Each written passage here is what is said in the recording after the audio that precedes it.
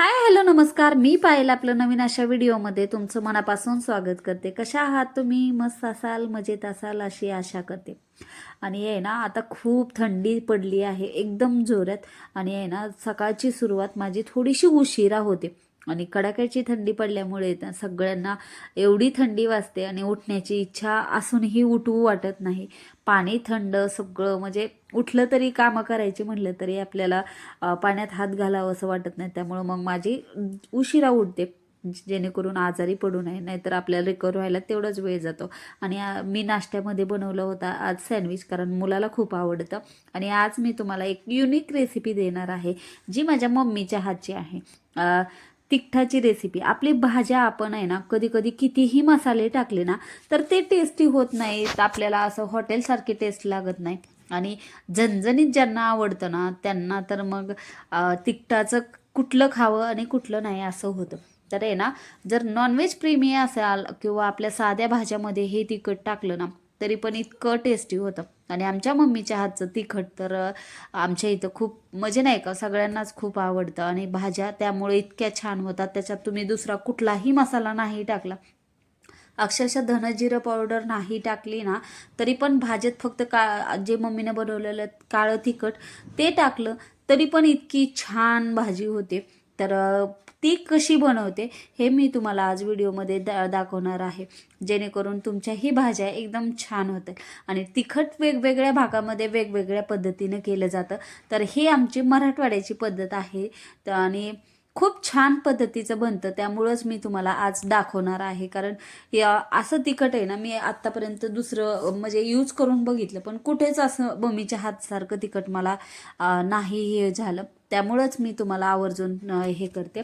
आणि मम्मी काय काय किती किती प्रमाणात टाकते हे तुम्हाला सगळं सांगणार आहे मी. तर अगोदर आहे ना, मम्मीने मिरच्या घेतल्या आहेत आणि त्या 3 किलो आहेत. पण आहे ना, देठ काढल्यानंतर आहे ना त्या कमी होतात. आणि ही प्रोसेस एका दिवसाची नाही आहे, 2-3 दिवस तिखट करण्याच्या प्रोसेसमध्ये जातात. एक दिवस आपल्याला मिरची नेसावी लागते, दुसऱ्या दिवशी सगळे सामान आणावं लागतं, ते व्यवस्थित करून ठेवावं लागतं, आणि तिसऱ्या दिवशी भाजायचं, आणि त्याच दिवशी मग कुठून आणलं जातं. आता इथं आहे ना, अर्धा किलो खोबरं घेतलं आहे आणि ते कट केलं आहे आणि ते आपल्याला तळून घ्यायचं आहे. तळून म्हणजे थोडंसं एकदम लाल झालं पाहिजे, त्याच्यात कच्चापणा राहिला नाही पाहिजे. आता प्रत्येक गोष्टीमध्येच आपण कच्चापणा ठेवला तर आहे ना, ते तिखट जास्त दिवस जात नाही, त्याला बुरशी लागते. आणि हे तिखट आहे ना, खूप दिवस म्हणजे 2 वर्ष राहिलं ना तरी काही होत नाही, कारण आम्ही ते यूज करून बघितले आणि सगळ्या गोष्टी करून बघितल्या, त्या अनुभवाने तुम्हाला मी सांगते. आणि खरंच खूप, आणि प्रमाण ही योग्य मी प्रमाणात सांगितले तुम्हाला, त्या प्रमाणात तर केलं ना तुम्हाला अक्षरशः कुठलाच मसाला टाकायची गरज नाही ना, काही नाही. आता 1 किलो कांदा घेतला. आता कांदा तुम्ही आहे ना चिरून वाळवून घेऊ शकता, किंवा असा नुसता आपण नाही ना, कांदा घेतला तर आणि कापला आणि लगेच तळला. पण तो तळताना आहे ना खूप खबरदारी घ्यावी लागते. त्याला आहे ना चांगला तळून घ्यावा लागतं, जेणेकरून त्याच्यात ओलसरपणा राहणार नाही. आपल्याला ह्या गोष्टी लक्षात घेऊनच सगळ्या गोष्टी कराव्या लागतात. नाहीतर एवढं आपल्याला लक्षात येत नसेल तर कांदा घ्यायचा, कापायचा, एक दिवस छान वाळवायचा उन्हामध्ये, आणि दुसऱ्या दिवशी तळून घ्यायचा आणि ते काळा होईपर्यंत तळायचा. आपल्याला आहे ना काळा मसाला करायचा आहे, त्यामुळं कांदा कधी हे ना असा तळून घ्यायचा आणि काळा होईपर्यंत तळून घ्यायचा. त्यामुळे त्याची टेस्ट अप्रतिम लागते आणि भाजी टेस्टी होते आपली, आणि त्याला कलर छान येतो भाजीला. त्यामुळं असा कांदा तळून घ्यायचा. आणि आता इथं आहे ना, हे धने आहेत. आता मी मगाशीच तुम्हाला काय म्हणलं की धने पावडर नाही टाकली तरी छान होतं, का तर याच्यामध्ये ऑलरेडी धनं टाकलेलं असतं. त्यामुळं आपल्याला परत हे टाका ते टाका ह्याची गरज मला पडत नाही. त्यामुळं मी शक्यतो भाज्यामध्ये सिंपल असे मम्मीचं तिखट असेल तर माझ्या भाज्या पटकनही होतात आणि टेस्टीही होतात. तर इथं मी आहे ना अर्धा किलोच धनंही घेतलं आहे. आणि धनं आपल्याला आहे ना भाजून, म्हणजे ते गरम झालं पाहिजे, एकदम असं काही भाजायचं नसतंय, पण छान गरम झालं पाहिजे. तर त्याच्यामध्ये थोडंसं आपण आहे ना तेल टाकू शकतो. आणि मम्मीने आहे ना, जे आता आपण खोबरं तळलं ना त्याचंच तेल टाकते, कारण ते तेल वाया घालवायचं नाही आपल्याला. त्या तेलामध्ये थोडंसं तेल टाकून हे केलं तरी चालतं. तर कांद्याचं ते तेल राहतंच थोडंफार तरी, आणि त्याच्यामुळे ना एकदम छान बाइंडिंग येते. तिखटाला. तर आता धनंही छान गरम करून घेतलं आणि हळकुंड. आता हळद आहे ना खूप महत्त्वाची असते याच्यामध्ये, त्यामुळं आपल्या भाजीलाही कलर छान येतो आणि अख्खे हळकुंड तळले जातात. आता ही छान तळायचं असतं आणि तळले जातात ते. आणि काही गोष्टी तळायच्या असतात, काही गोष्टी भाजायच्या असतात, काही गोष्टी फक्त गरम करायच्या असतात, जेणेकरून आपलं तिखट 1 2 3 वर्ष राहिलं तरी त्याला काही होऊ नये. नाहीतर नंतर तिखट आहे ना असं भुकटीसारखं वाटायला लागतं. तसं होत नाही, कारण त्याच्यातला तेलाचं प्रमाण जातं. त्यामुळं थोडंसं तेलात तळलं तर मग ते जोपर्यंत संपत नाही ना तोपर्यंत तसंच राहतं. आता इथं सुंठ घेतली आहे. आता आहे ना याचं प्रमाण किती आहे मी आहे ना तुम्हाला एकदा सांगते.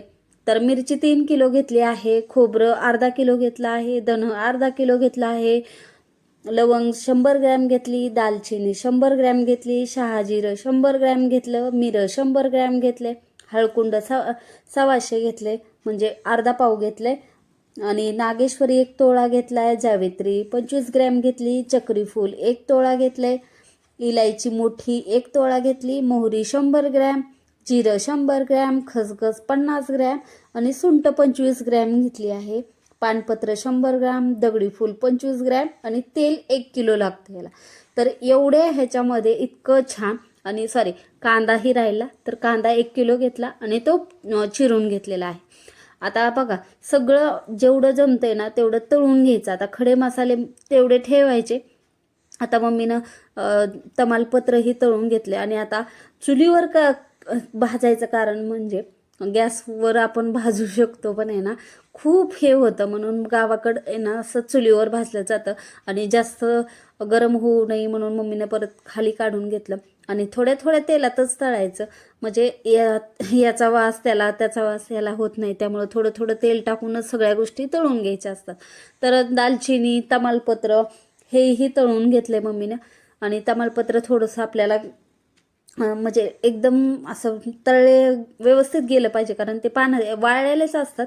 तर एवढे नाही हे केलं तरी पण आहे ना तेलात हे केल्यामुळं तुम्हाला तेच सांगितलं की बाइंडिंग छान येते आणि टेस्टही छान येते, त्यामुळं तसं केलं जातं. आता तमालपत्र 100 ग्रॅम घेतलेलं आहे, तर तेही सगळं तळून घ्यायचं आहे आपल्याला.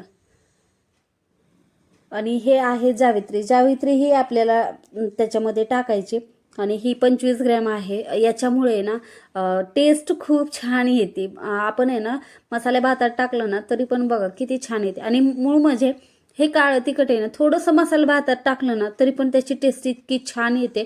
तर त्यामुळं मग आम्ही जास्त मसाले दुसरे खरेदी करायला म्हणजे वेळ घालतच नाही, कारण आम्हाला माहीत असतं की हा मसाला टाकला म्हणजे आम्हाला दुसरं काही टाकायची गरज नाही पडत. आणि मी तुम्हाला आहे ना स्टार फूल सांगितलंच नाही, तर तेही मम्मीने 25 ग्रॅम घेतलं आहे आणि तेही तळून घेतले. तर ह्या गोष्टी तळून टाकल्यामुळे ना त्याची टेस्ट वाढते. आणि कसं होतं कधी कधी कच्चं टाकल्यामुळं त्या थोड्या दिवसांनी त्याचं असं बुकटीसारखं येते, वास येत नाही. त्यामुळं थोडंसं तळून म्हणजे जास्तही तळायचं नाही, पण तळलं पाहिजे. आणि इथं आहे ना मोठी विलायची टाकली आहे. मोठी विलायची 1 तोळा घेतली आहे एवढं. आणि छोटी विलायची ना मम्मी टाकत नाही, कारण मोठीच विलायची टाकते. आता कोण कोण आहे ना कुठली गोष्टी कोण जास्त टाकतं तर कुठल्या गोष्टी कोण कमी टाकतं, तर ते आपली आपली तिखट करण्याची पद्धत असते. आता आमच्या मम्मीनं आमच्या आजीचं शिकली, आता मी माझ्या मम्मीचं शिकले. तर अशी पद्धत चालू असते आपल्या आपल्या घरात. काही काही बदल आवडीनुसार केले जातात, पण आपल्या आपल्या आवडीनुसार असतात. आमच्या घरात माझ्या वडिलांना, माझ्या भावाला तिखट खूप लागतं, म्हणजे तिखट खायची सवय आहे. नॉनव्हेज प्रेमी असल्यामुळं तिखट लागतं जेवणामध्ये. तर ते खातात, त्यामुळं असं तिखट त्यांना लागतं. त्यामुळं त्याच्या ॲडजस्टनुसार हे केलं आहे. आणि त्रिफळा ही टाकायची आहे. आणि त्रिफळा मी तुम्हाला सांगितली नाही, त्रिफळा ही खूप टेस्टी असते. आणि आपल्याला जे तिखट असतं ना ते व्यवस्थित असं बॅलन्स असल्यामुळे ना त्याची टेस्ट खरंच छान लागते. नाहीतर आपण हे टाकलं ते टाकलं नाही, त्यामुळं मग तिखटाची एवढी दुसरे मसाले टाकत बसावं लागतं.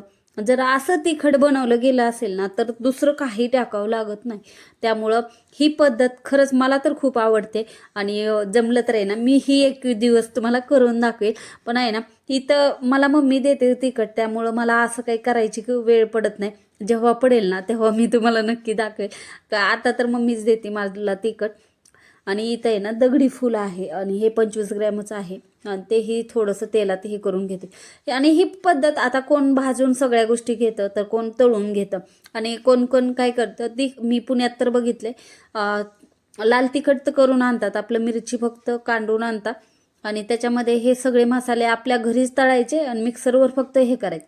तर आता हे गावाकडची पद्धत कशी असते की सगळे मसाले भाजायचे आणि डंक्यावर घेऊन जायचे, मग तिथं कांडून आणायचे आणि खरंच त्या डंक्यावर केलेले छान असते. आता दळण्याच्या मशिनी आल्या आहेत त्याच्यावरही दळलं जातं, पण ती टेस्ट येत नाही कारण फक्त आहे ना त्याचा तवंगच येतो भाजीला. त्यामुळं मग डंक्यावरच कधीही हे करून आणायचं. आणि आमच्या इथं ना मिरंही टाकलं जातं. आता मिरंही मम्मीनं खूप सारं याच्यामध्ये टाकलं आहे आणि त्रिफळा तळून घेतली आहे. तर ह्या सगळ्या गोष्टी काय काय टाकलं आहे मी याची हे तुम्हाला सांगितली आहे लिस्ट.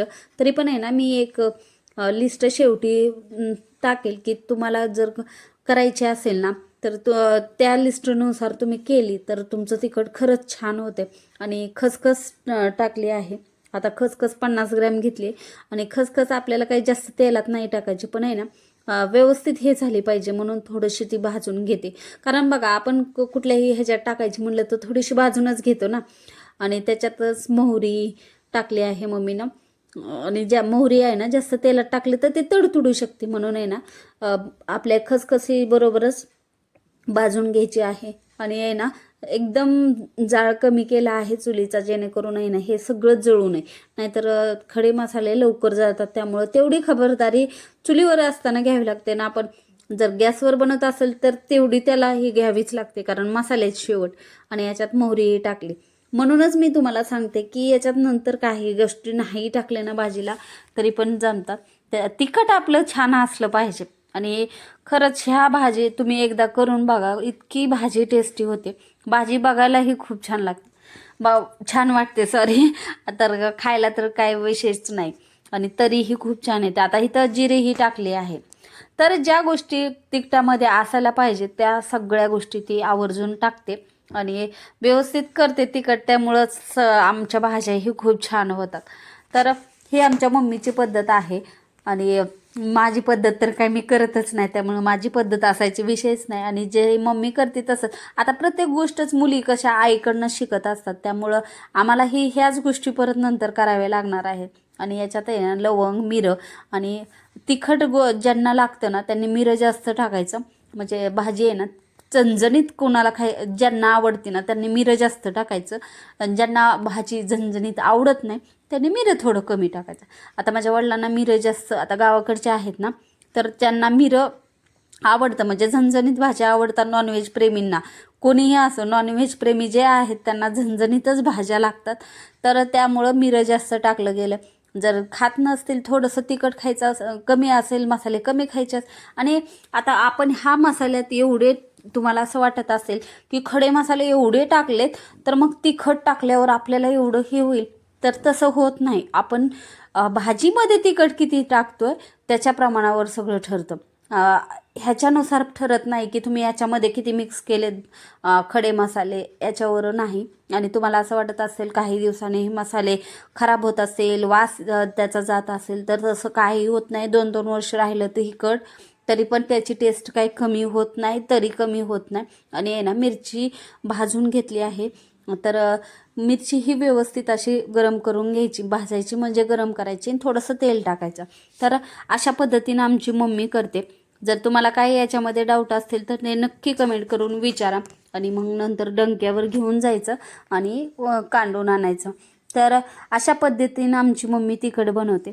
तर तुम्हाला कसा व्हिडिओ वाटला नक्की कमेंट करून सांगा. व्हिडिओ आवडला असेल तर प्लीज लाईक करा, शेअर करा, सबस्क्राईब करा. भेटूया अजून छानशा व्हिडिओमध्ये. तोपर्यंत श्री स्वामी समर्थ.